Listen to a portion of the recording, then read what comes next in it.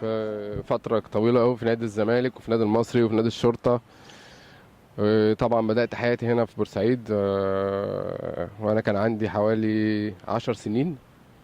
لعبت مع الكابتن أحمد عبد الرحمن الله يمسيه بالخير يعني. وفترة دلوقتي وحاليا دلوقتي آخر حاجة وصلت لها إن أنا بدرب في سويسرا، بدرب فريق 14 سنة المنتخب السويسري، وكمان مسؤول عن قطاع الناشئين في مدينة اسمها رول السويسرية.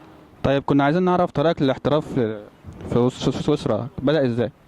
وصلت لمدينة اسمها لوزان، لعبت فيها موسمين وطلبت ان انا ادرب ناشئين.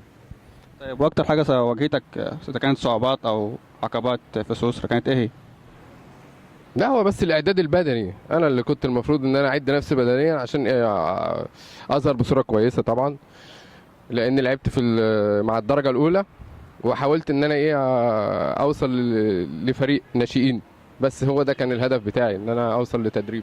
لو اتكلمنا عن الفرق بين مصر وسويسرا في لعبة الهوكي، الفرق كبير ولا المستويات متقاربة؟ تنظيم كويس والاداره كويسه. احنا برضه عندنا ناس كويسين، بس طبعا اكيد مع العمل الجماعي هيكون في انتاج كويس ان شاء الله. طيب لو قلنا كلمة تحب توجهها للمسؤولين عن الهوكي في مصر تحب تقول لهم ايه؟ ان هم ان شاء الله يجمعوا نفسهم ويحاولوا ان هم يبصوا لاي هدف عالمي، ما يكونش هدف افريقي، ويشتغلوا كويس مع بعض ويحبوا بعض. طموحك للهوكي في مصر تحب يوصل لمرحلة ايه؟